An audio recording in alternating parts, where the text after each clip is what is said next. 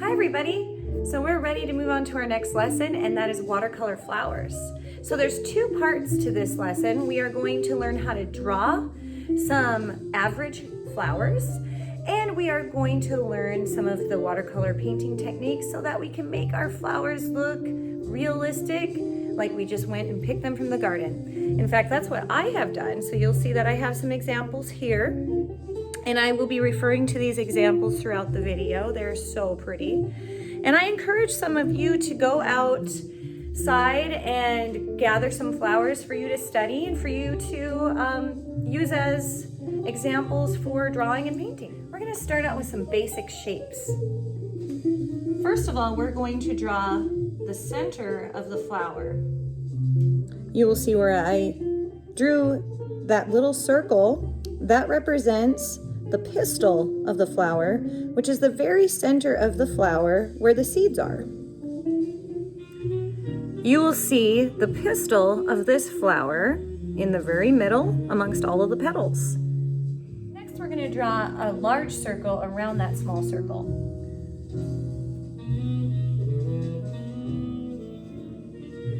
The large circle that you just drew around the small circle will represent where the petals will be. We're going to map out our flowers first before we start adding the details. Next, we're going to draw reference lines for our petals by drawing straight vertical and diagonal and horizontal lines through those circles.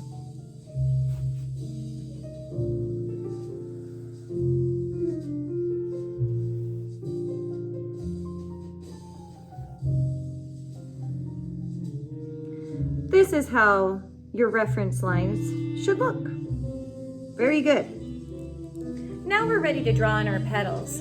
Referencing the watercolor leaf lesson, I talked about how lines in nature are irregular and organic, which makes them look more realistic and more natural. And that's what I encourage you to do with the lines of your petal. They're not going to be straight, they're not going to be perfect, they're going to be a little bit irregular. I'll show you what I mean.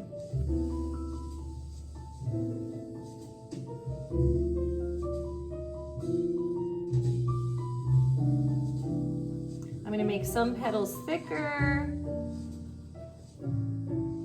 I'm going to make some of the lines more crooked.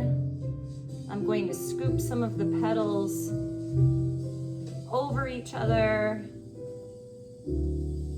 overlap them, just to give them a more natural look. Some of them are going to have more angles than others.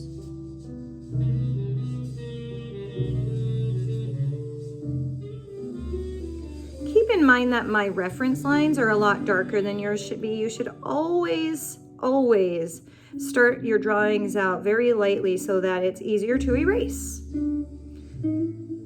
We're going to learn about some other angles of flowers in just a moment. The second flower that we're going to draw, we're going to show from the side view. This part of the flower is called the sepal, and we're going to learn how to draw that in just a moment. We're going to draw reference lines just like we did before with the full view flower, but we're going to draw a half circle shape and then another half circle shape to reference where the sepal is. I'm going to draw my side view flower to the right of the flower that I just drew. So I'm going to draw a large half circle with another small half circle to reference where the sepal will be. It will look like this. Next, just like the first flower, we are going to draw reference lines to show where the petals will be.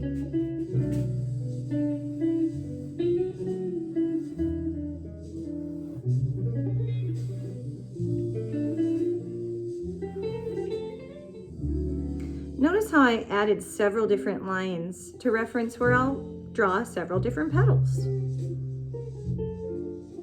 The last flower that I'm going to draw will have a different angle. It's going to be slightly upturned, and I'm going to have some of the petals rotate up so that you can see the dimension of the petal.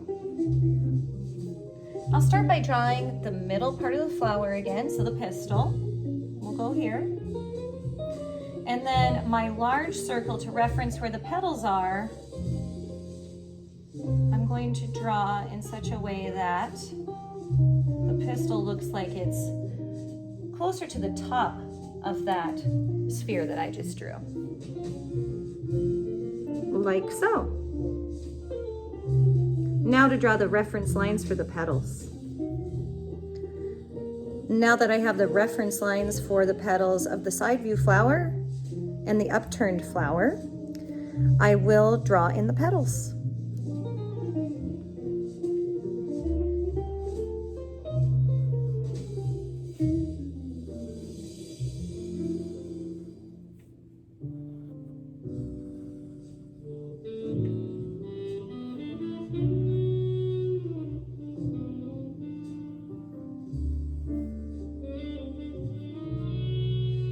All right, the upturned flower, in which I'm going to draw some of the petals that are showing a more dimensional look by overlapping and showing folds,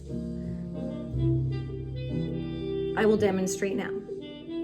I'm going to start with some fairly simple petals on the top, overlapping to show some dimension.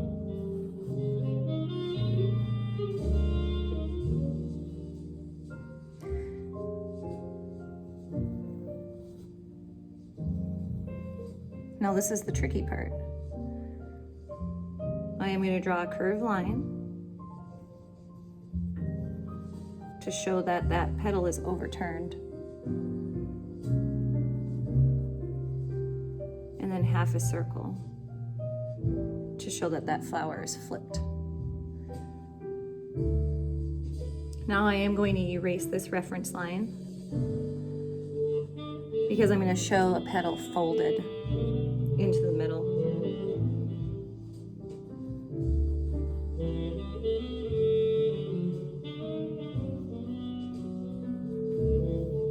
Like so. Keep in mind that your guidance lines are going to look a little rough, and once we start adding paint, it's going to look a little more realistic and a lot better.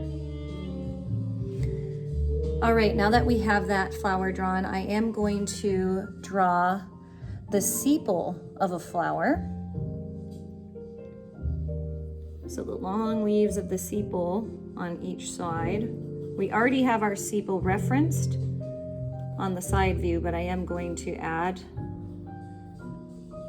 some more detail to that area and add some sepals too.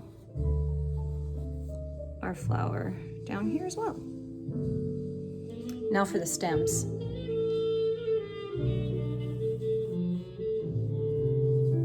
Just like the stem of a leaf, it's going to be larger at the top where it meets the flower and gradually taper down. If you're feeling adventurous, we can also add some leaves.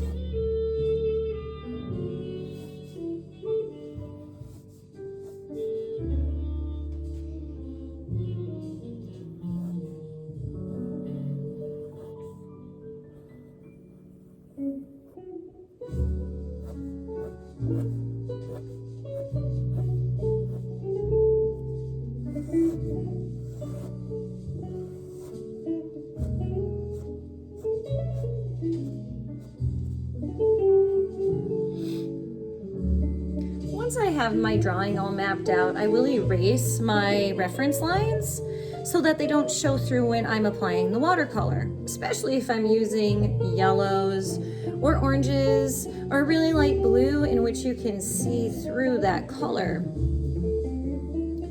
You'll also notice that I drew 3 flowers. You can draw as many flowers as you want. I recommend that you at least do 2 so that you can practice different angles, and you can do up to several if it works for you.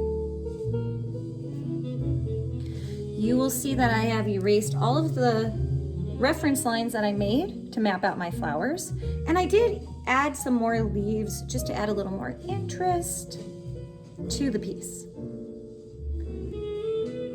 I'm going to paint my flowers yellow, but I'm also going to use other warm colors such as orange, yellow orange, and red to add dimension to the flower. I'm going to start out with my watercolor palette. You'll see that mine's pretty dirty. It's well loved. And I'm going to add water to the yellow color on the palette. The painting technique that I will be using today will be wet on dry, which means that I'm going to keep the paper dry and work with wet watercolor paint on the surface. A little later, we'll learn a little bit more about wet on wet techniques.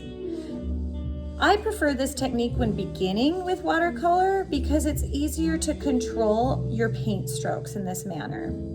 When you have a wet surface, it tends to bleed out your colors and run them together. I want you to try the wet on dry technique first. I'm going to start by applying color to the middle of the flower and gradually moving out from the center of the pistil.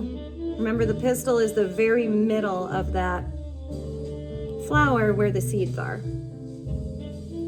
You'll see that I'm not quite going all the way out to the edge of my flower.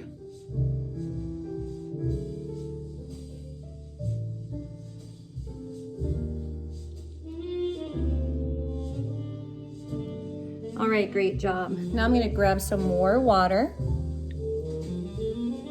and I'm going to get my paintbrush pretty saturated, and then I'm going to apply just a little bit of pressure to the paper and pull the color that I just applied. And you'll see how it gradually lightens toward the end of that petal. That'll also make it look a little more natural. Almost like a light source is hitting the petals.